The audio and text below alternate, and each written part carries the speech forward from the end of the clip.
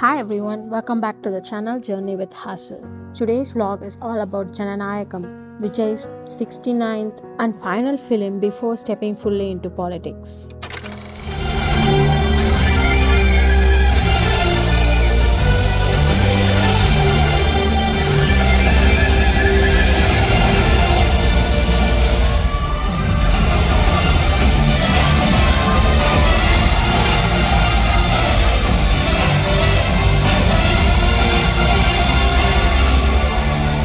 But honestly, before I get into the vlog, I have to say one thing. This 2026 has been so amazing and so interesting.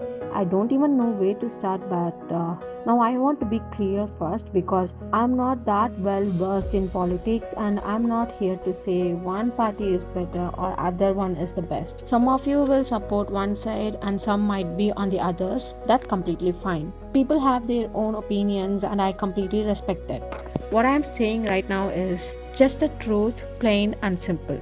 Once the chief minister wasn't even a MLA today, and someone with no political background who never been as a MLA is a chief minister today.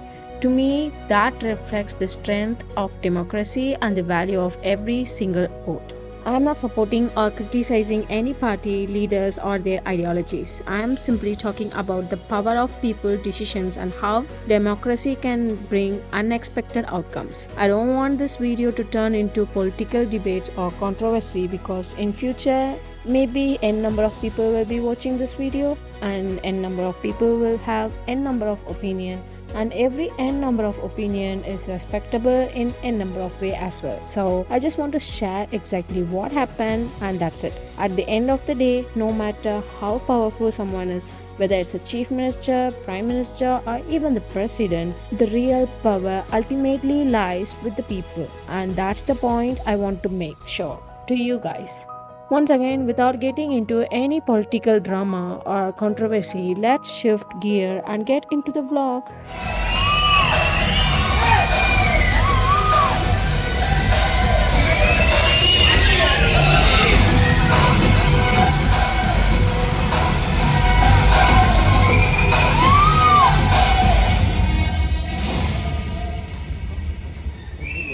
The movie actually leaked online illegally before its theater release, but as this is his last movie, no leak is ever going to replace the real thing.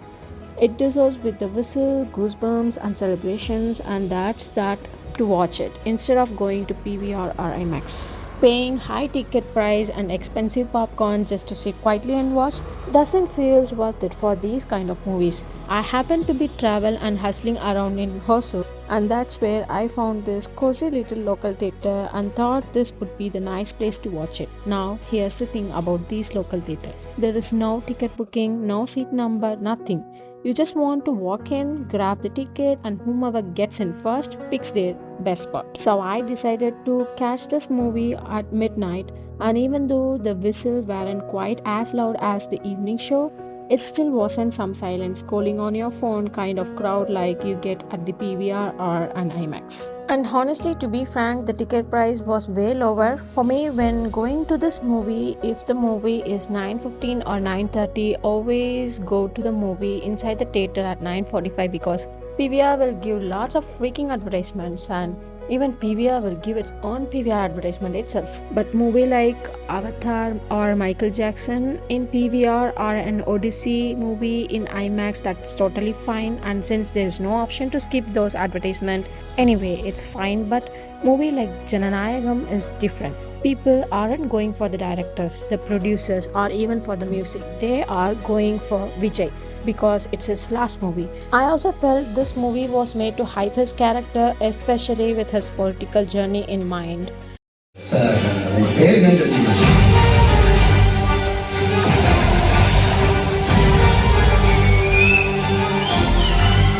For a movie like that, you need whistle, cheering, crowd energy, and celebrations. Sitting quietly in a premium theater does not give the same feeling, and that's exactly why I chose this local theater. For this kind of movie, I personally feel a local theater is the perfect place to watch it.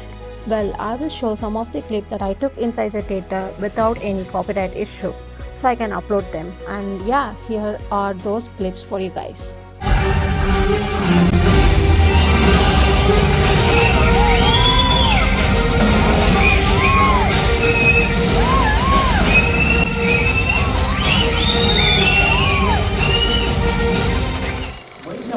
பேர் ஒரே நேரத்தில் கை விடுறான். எங்கே புரட்சி வரும்? Life is a pre recorded கேசட்டியா, அதை எவனால மாற்ற முடியும். சரி விடு. போன தடவை என்னடா காரணம் ஃபாஸ்ட் தலைமை பிளாஸ்ட். மற்றவங்க பேசினா ஸ்பீச்சு தலைமை பேசினா ரீச். நீ தான் எழுதி கொடுத்தியா?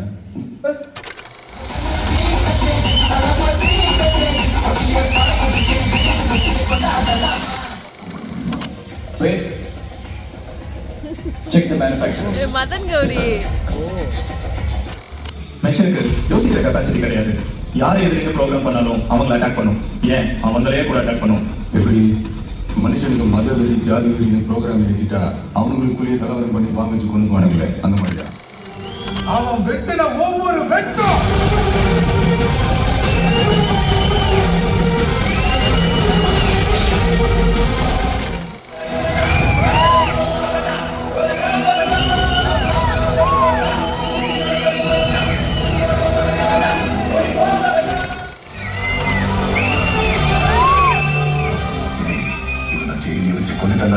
ட்ரை பண்ணையா முடியல.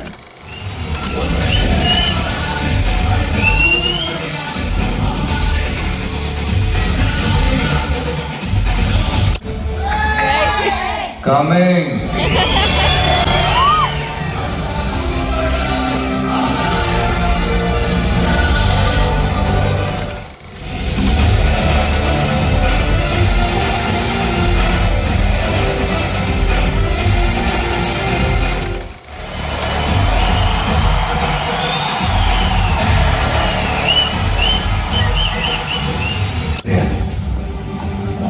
இவ்வளவு வேறுபாடு இருந்தும் ஒற்றுமையா ஒரு ஜனநாயக நாடு இருக்குன்னா அது இந்தியா தான்.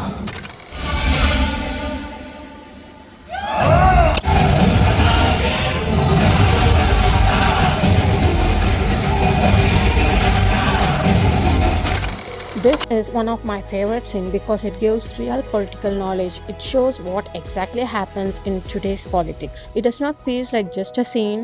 It feels grounded like something really that actually happened around us. Due to copyright issue, I can't able to upload the original clip, but I will upload the audio of those clips to you guys.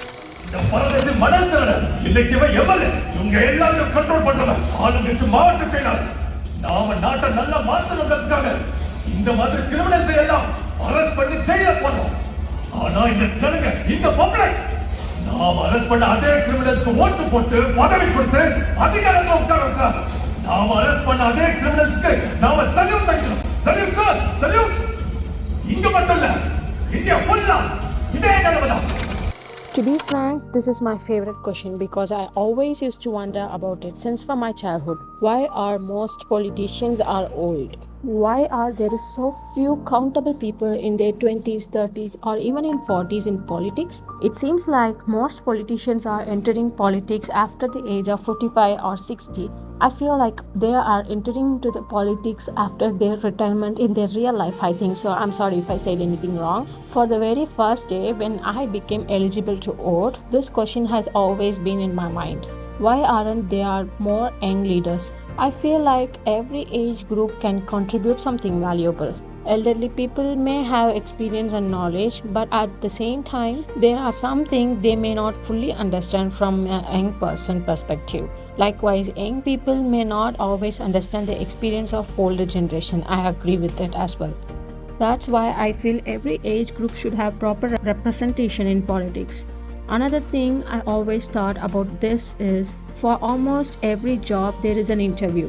An examination or some qualification process will be happened. But when it comes to politics, I feel it often becomes about caste or region. In my opinion, that should not be the main reason for choosing a leader. Whether the candidate is a woman or a man, what matters is whether that person is truly fit for this position. Voting only because of caste or region is, in my opinion, to be frank, it's not the right approach at all. And I also believe that when someone enters politics, they should have a strong general knowledge and a good understanding of government and public service, not their generation by generation just standing as a leader. Even though the way I studied in school and college does not really match the work I do in my office now, I still had to prove my qualification. I had to do interview and show my skills. In the same way, I totally agree that no exam can fully decide if someone will make a good politician. I completely agree with that, but I still feel there should be some kind of qualification before entering into politics. I'm not saying an exam alone can make someone a good leader, but I believe it should at least ensure some basic knowledge and understanding of the responsibility. I sometimes even wonder politicians can even influence almost anything. Maybe if they were an exam, they even find a way to pass that too. But that's just a thought that comes to my mind as it happens by the power of politics. But my opinion is still the same and clear. There should be some clear qualification to be as a politician by education as well, is what I personally feel. And this is one of my favorite scenes in this entire movie. Not because it's loud, not because it's emotion, but because of the first thought when I was being as a first voter. ஒரு கம்பெனில வேலை பார்க்கணும்னா எத்தனை கேள்வி கேட்கறாங்க. Vision இருக்கா, படிச்சிருக்கானா, experience இருக்கா, character எப்படி இருக்கு? ஆனா ஓட்டுக்கு ஒண்ணும் கிடையாது. நம்ம மதப்பா போடு ஓட்டு. நம்ம ஜாதிப்பா ஓட்டு. நம்ம சின்னப்பா ஓட்டு. நான் முட்டாள் இல்லடா, மக்கள் தாண்டா முட்டாள். எனக்கு ஓட்டு போட வந்திருக்காரு.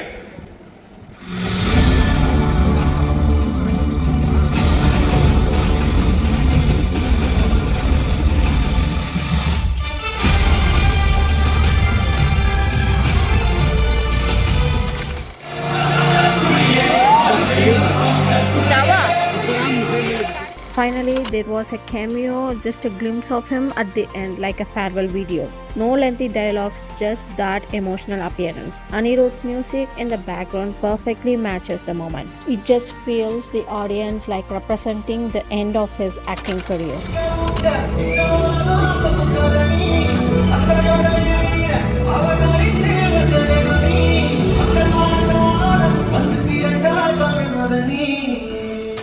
To be frank, from the storyline perspective, this movie is not one of his best movie. But since this is his last movie and as he planned to release it before the election, the movie is mainly focused on politics and political awareness as well. Unfortunately, the movie could not be released, but there is an old saying, every bad thing eventually reveals a better ending. At first, many expected his final film to be remembered as just Thalapathy Vijay's last movie before entering into politics. But fate has a different plan. Now, after the election, the same last movie won't just belong to an actor. It will be remembered as the final film of Chief Minister of Tamil Nadu, C. Joseph Vijay. Sometimes what feels like a delay today becomes history tomorrow. That hits differently. I'm not saying he will be the best and I'm not saying that he will be the worst. I genuinely appreciate the way he had tried to give people some political knowledge, like the value of voting and how government works and how people can express their opinion and so on. This movie was also meant to build hype around his political image. That's just how I saw it. காலம் வரும் என் கடமை வரும் இந்த கூட்டத்தின் ஆட்டத்தை ஒழிப்பேன். If this movie had been released before the election, it might have had even bigger impact. But I'm not saying people will vote for him just because he's an actor. Voting is a personal choice and everyone should make their own decisions. He referred to himself as MGR. To be frank, I wasn't even born during his ruling time, so I cannot personally say what it was like. But what I personally think is that MGR was an actor who became the Chief Minister of Tamil Nadu by gaining people's support through his film career. In the same way, Vijay is also an actor who seems to be following a similar path, and that's okay. But I don't think he should rule like MGR. When it comes to MGR, people remembered MGR in many different ways. Like many admire his welfare schemes and leadership, while others have different views.